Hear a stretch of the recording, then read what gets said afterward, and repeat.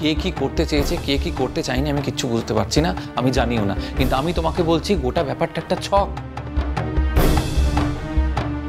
একটা ছক কষা হয়েছে, ছক কষে রুষাকে এখানে পাঠানো হয়েছে। আর সেই ছকের মাথা হচ্ছে অর্চিষ্মান। হ্যাঁ, হতে পারে যে বাহা হয়তো সবটা জানে না, কিন্তু বাহার সঙ্গে কোনোভাবে রুষার একটা পরিচয় হয়েছিল, আর সেই পরিচয়টাই অর্চি কাজে লাগিয়েছে। কমলিকাই বা কেমন ধারা মেয়ে, সে না রাগ করে তার বাপের বাড়ি চলে যেতে পারতো, তা বলে এই ছি ছি ছি। একটা কথা কিন্তু আমি কিছুতেই বুঝতে পারছি না, অর্চিত যদি কমলিকাকে নিয়ে যাবারই ছিল যেত, কিন্তু এইভাবে কমলিকা শুয়ে আছে কেন,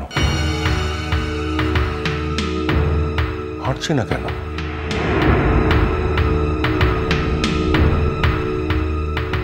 ও কি কোনোভাবে উন্ডে রয়েছে?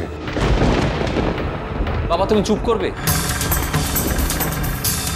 ওয়ান্টেড হলে নিউজটা কাগজে বেরোতো না? কমলিকার আসলে মানসিক আঘাত হয়েছে, তো তাই হাঁটার শক্তি হারিয়ে ফেলেছে, আর সেই জন্য অর্চিষ্মানকে বুকে করে নিয়ে যেতে হয়েছে টুরিস্ট লজে। পিকলু, কেন? হ্যাঁ, মানেটা কি? পিকলু মানে কি? আমি ব্যাপারটা বুঝবার চেষ্টা করছি। বোঝার কিছু আছে বলে তো আমার মনে হচ্ছে না। বিয়ের শুরু থেকেই ওর আগের স্বামী বারবার এসে পড়েছে, এরকম ঘটনা একাধিকবার ঘটছে। শুধু কি তাই নাকি? বিয়ের দিন কি কেলেঙ্কারি কাণ্ড বলো তো, তখন তো আমাদের সঙ্গে বরযাত্রীরাও ছিল, বলি তাদেরকে জানতে বাকি আছে কিছু? জেনেছে, সত্যি জানার মধ্যে লজ্জার কি আছে? আর তাই যদি বলো তাহলে কালকে রাত্রে আমাদের বাড়িতে যে ঘটনাটা ঘটেছে সেটা তো। কিন্তু আমি তো ওই সম্পর্কটাকে টেনে নিয়ে এগোইনি। আমরা কি অ্যালাউ করেছি রুষাকে বাড়িতে থাকতে? অ্যালাউ করিনি তো। আমি এক্ষুনি কিছু কমেন্ট করব না পিকলু, যতক্ষণ না নিজের চোখে সব দেখছি। আর আমার দেখার উপর আমার যথেষ্ট আস্থা আছে। আর আমি ভুল দেখেছি সেটা তো আমার। যাকে তোমার এখন প্রধান কাজ হচ্ছে কলকাতায় গিয়ে রুষার সঙ্গে যত তাড়াতাড়ি সম্ভব সমস্ত সম্পর্ক ছিন্ন করা। কলকাতায় গিয়েও থাকবেটাই বা কোথায়? ওই বাড়ির চাবিও তো ওই মেয়েটা নিয়ে চলে গেছে। আমি ঠিক করেছি আমরা সবাই মিলে কলকাতায় পিকলুর বাড়িতে উঠব, যতদিন না ওই মেয়েটার সঙ্গে সম্পর্ক সম্পূর্ণ ছিন্ন হয়, আর যতদিন না আমার মা লক্ষ্মীকে এই সংসারে প্রতিষ্ঠিত করতে পারি সেই পর্যন্ত। রুষাকে তো আমি আমার জীবন থেকে সরাবই। এতদিন ওকে ধরতে পারিনি, কিন্তু এখন যখন ধরতে পেরেছি তখন আর কোনো কথা নাই।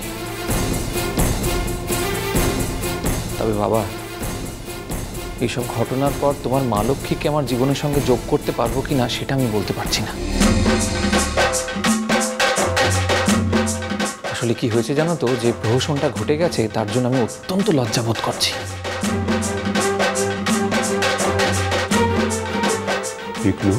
তবে হ্যাঁ, মুখোমুখি তো একবার হবই। এই প্রহসনটা কেন, তার উত্তর তোমার মা লক্ষ্মীর কাছ থেকে আমি নিশ্চয়ই জিজ্ঞেস করব, অন্তত একবার। মুখোমুখি তো হবই আমি।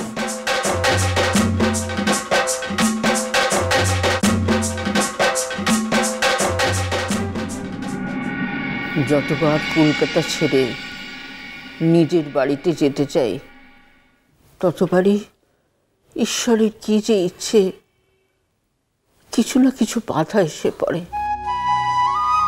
কিন্তু জয়া, এরকম যে একটা ঘটনা ঘটবে এ আমি স্বপ্নেও কল্পনা করতে পারিনি। আচ্ছা বলো তো, কি এমন ঘটনা ঘটলো যে বৌভাতের রাতে নতুন শ্বশুর বাড়ি ছেড়ে মুনিয়া অর্চির সঙ্গে একটা যে ফোন করে খবর নেব, আমি তো সে সাহসটাও পাচ্ছি না জয়া। ফোন করলে আবার কি শুনবো কে জানে। তোমার দাদাও এখন সমস্ত দায় দায়িত্ব ছেড়ে চলে গিয়েছেন, তিনিও আমাদের ধরা ছোঁয়ার বাইরে। দাদা কোনো দায় দায়িত্ব ছেড়ে যায়নি বৌদি, দায় পালন করে তবে গেছে। আর তাছাড়া দাদার পক্ষে তো জানা সম্ভব ছিল না যে মেয়েকে বিয়ে দেওয়ার পরেও এইরকম ঘটনা ঘটতে।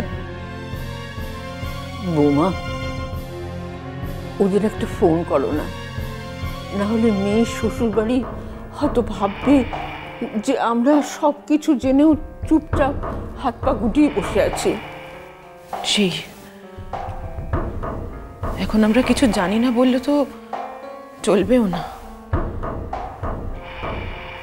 মুনিয়াটা এমন একটা কাণ্ড করলো যে সবাই জানে, সারা দুনিয়ার খবরের কাগজে। এখন তো কেউ বলতে পারবে না, কাউকে বলতে পারবো না যে আমরা কিচ্ছু জানি না। তাই যদি বলো জয়া, তাহলে তো তোমার দাদাও সবটা জেনে গিয়েছেন, তাই না?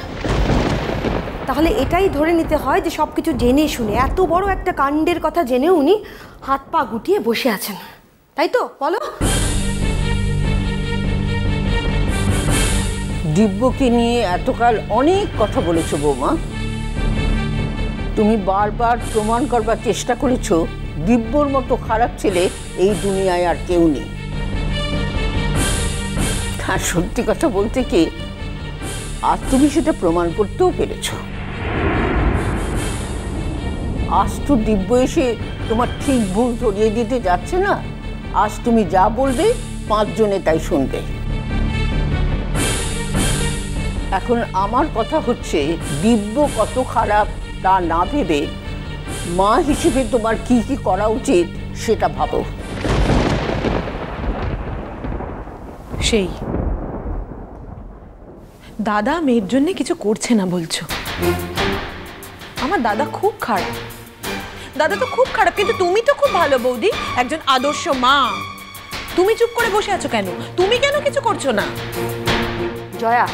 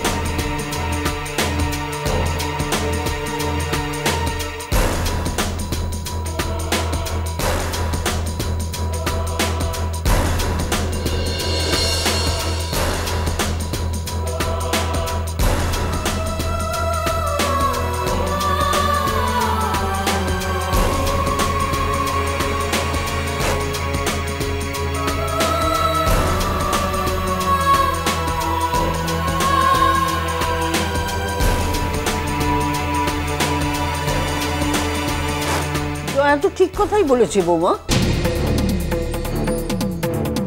সে তো বটেই মা, আপনাদের ছেলেকে নিয়ে কোনো কথা বললে আপনাদের সকলের গায়ে লাগে,